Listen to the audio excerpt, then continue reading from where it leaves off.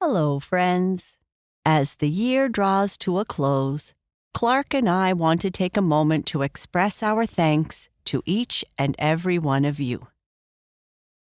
We have had so much fun sharing our stories with you this year, over 286 in total.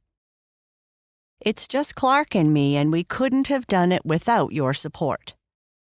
Because of you, we are one of the top bedtime stories shows worldwide. Thank you for listening, and we hope you will continue to join us in the new year. From our family to yours, sleep tight.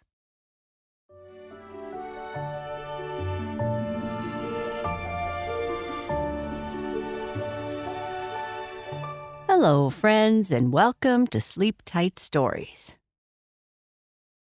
I'd like to say hello to Teddy Simpson from Texas, and hello to Olivia, Ellis, Blossomly, Sophia, Angel, and Shadow.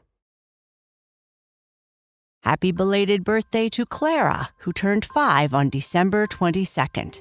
Your mom, dad, and little sister love you very much. Happy belated birthday to Jock in Wellington, New Zealand, who turned 4 on December 30th. And happy belated birthday to Allie in Brooklyn, New York, who turned 5 on New Year's Eve. Love Mama, Daddy, and your big sister Clara. Happy birthday to Anthony in Connecticut, who is turning 8 on January 1st. Happy birthday to Billy, who has a birthday on January 1st. I hope you and your little brother enjoy these sleep stories in the future together. Love, Anna and Dad. Happy birthday to Isla, who is turning 11 on January 2nd. Love Daddy, Mommy, and Lydia. They are all so glad that you are theirs. Happy birthday to Olivia in Rockland, California, who is turning 7 on January 3rd. Mommy, Pappy, Ellie, and Corgi Winnie love you and hope this will be a fantastic year for you.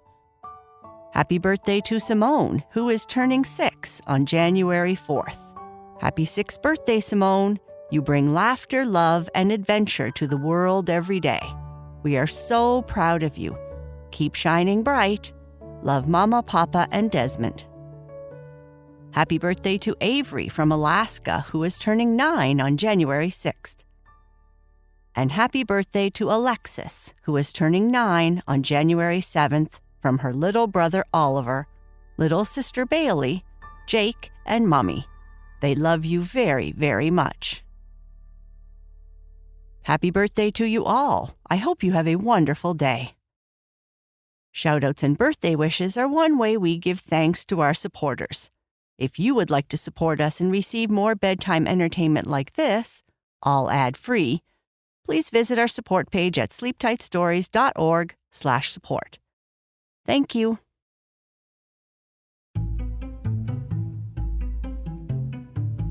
Blaze is a cat who likes to spend time alone.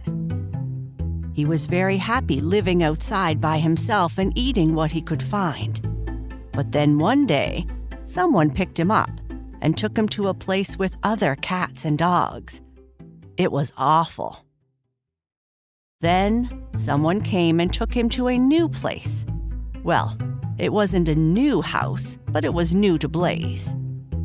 Blaze and his owner got along well, and Blaze loved exploring the house at night once his owner was asleep. It was so quiet. Until one night when Blaze heard a new sound. Blaze and Max. Blaze didn't ask to be adopted. He was pretty happy living under a cardboard box near the restaurant that produced all the tasty garbage. It was so delicious. He didn't know what it was called, but he especially liked the long, stringy stuff with red sauce on top. The only problem was that after eating it, he would have to spend the next hour cleaning the red splatter off his face. What Blaze liked most about living under the cardboard box was being left alone. He didn't like people or other cats much. He especially didn't like dogs, with their loud voices, tongues with drool on them, and big stinky ears. For some reason, a young person wearing tall boots that he couldn't scratch decided to interrupt his version of paradise. And despite his hissing and attempts to scare her away, picked him up and put him in a small cage. And then what did she do? She took him and put him in a room full of other cats and dogs. Those weeks that he spent there were the longest of Blaze's whole life. It was torture. Those days are over now, and his life is a little better. There is no yummy food with red sauce. Instead, there is some dry pebbles that make him super thirsty and some other stuff his big person calls chicken and rice with gravy. But he was never hungry. Best of all, he had his own perch high up on the ledge that surrounded the stairs in his new home. His big person seemed kind of old and a bit slow, which suited Blaze just fine. He could run past her whenever he wanted to, and she could never catch him. She didn't seem to mind much either, and would still give him something to eat twice a day. Most of the time, Blaze would sit high up on his perch, listening to his big person come and go. So he was still kind of alone. She was always fixing something or making noise that disturbed Blaze's sleep. Why would she move into an old house if it always required her to fix things? Blaze knew it was an old house because it had so many strange smells, creaks and moans. His big person would often talk on her phone with someone with a younger-sounding voice about enjoying living in a new old house in some town called Montague. People didn't realize that cats could understand their language, but just pretended not to. While the daytime was for sleep and avoiding his big person, the night was for exploration and fun. He didn't like to admit it, but Blaze loved all the toys his big person bought for him. He just couldn't help but play with all the bells, furry things, and balls she left around.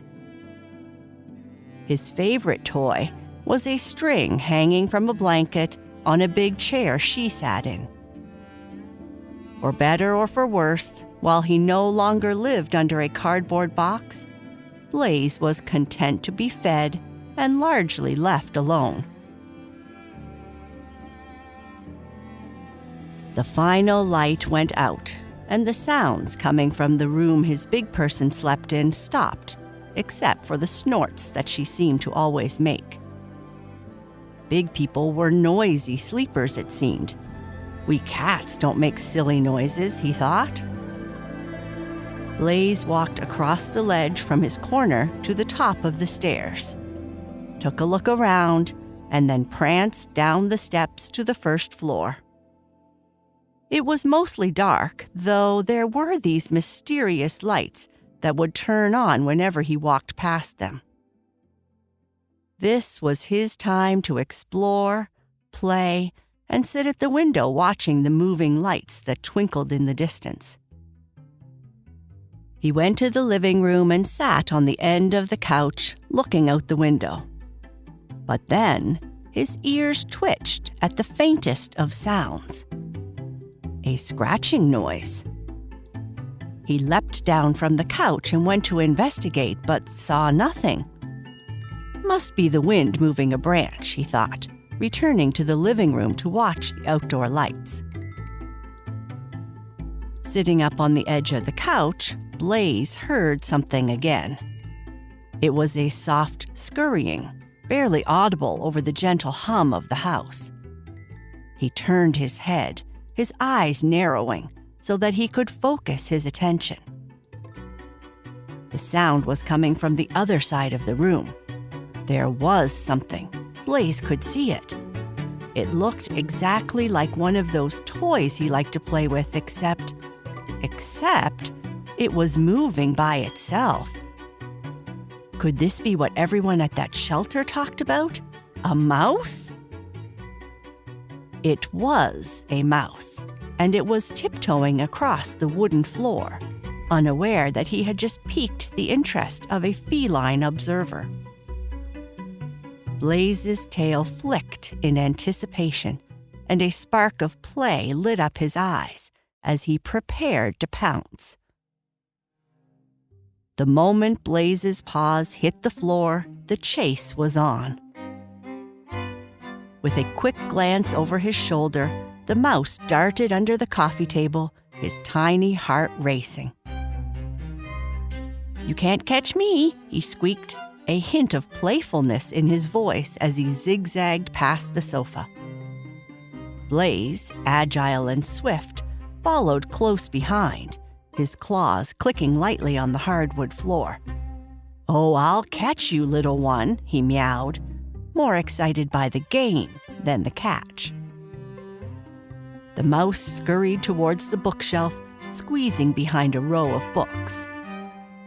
Blaze, skidding to a halt, peered behind the books, his green eyes gleaming with amusement. "Nice move, but I'm not giving up that easily," he purred. The mouse, emerging from the other side of the bookshelf, darted towards the kitchen, his tiny gray tail a blur. Blaze leaped over a pillow on the floor, ran faster and faster, and was just about to catch the mouse when it was gone. Blaze searched the kitchen. He looked in every corner and couldn't find it. He jumped up on the counter, knocking over a vase full of water and spilling it all over the floor. He even looked at the ceiling. But the mouse was nowhere to be found. After sitting in the kitchen for an hour or more, waiting for the mouse to reappear, he was a patient cat. Blaze went to his bowl, got a drink, and returned to the living room to watch the lights until his big person got up. She would then feed him, and if he could escape her pets, he would disappear to his hiding place at the top of the stairs for the rest of the day. That night, Blaze pranced down the stairs, determined that if that mouse appeared again, he would be certain to catch it. Instead of his usual playing, exploring, and staring at the outside twinkling lights, Blaze took up a position hidden under a chair, where he was sure he would be able to catch the mouse. And he waited. And he waited. The house was quiet, with only the usual hum and a gentle ticking of a new clock punctuating the silence. Blaze's ears perked up at every creak and whisper of the night, his eyes fixed on the shadowy corners of the room. Old houses made all kinds of noises in the night, which until now, Blaze had mostly ignored. He felt a thrill of anticipation. The waiting was part of the game and the fun. Then he heard it. The soft, almost inaudible patter of tiny feet. Pit-pat, pit-pat, pit-pit-pat-pat. The mouse emerged cautiously from behind the curtain, his nose twitching as he sniffed the air. Blaze remained perfectly still, a master of stealth under the chair.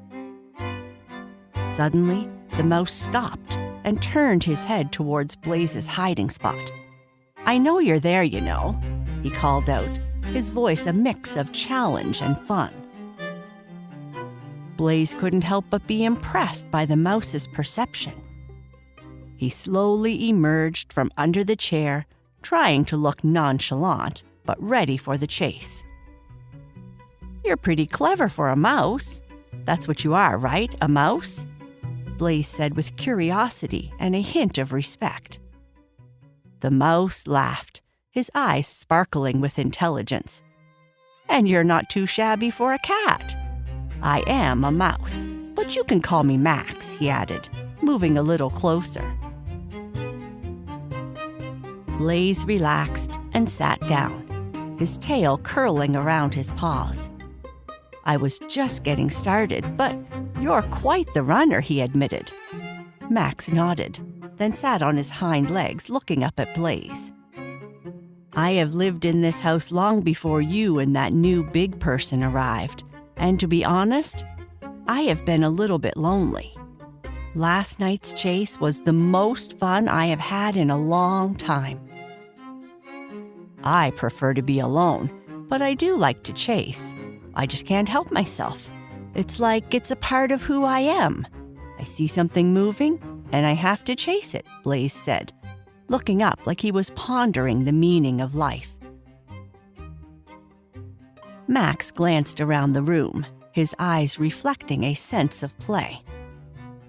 "How about we change the rules of this chase a bit?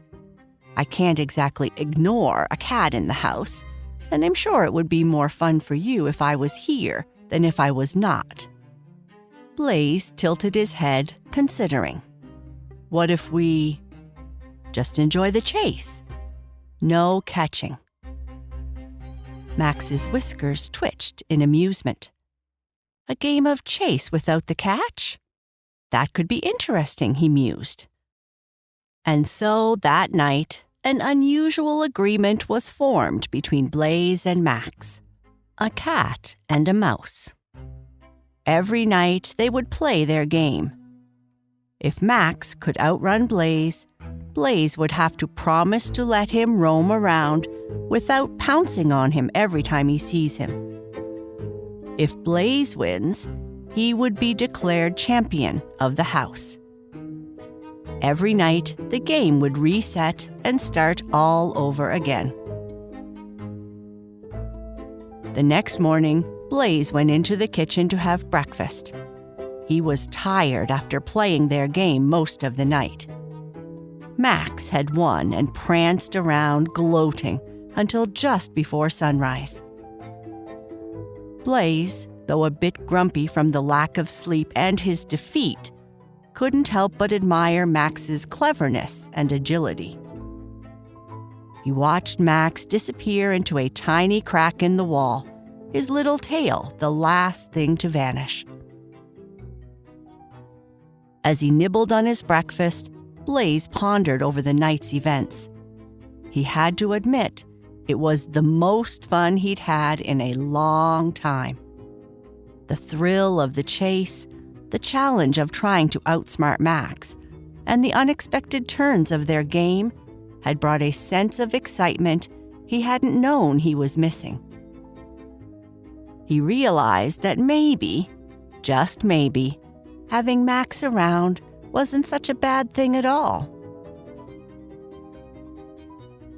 As he finished his meal, went upstairs to his perch, and settled down for a long day of napping, Blaze thought about what the next night might bring. Maybe he could propose a new game, a different challenge this time.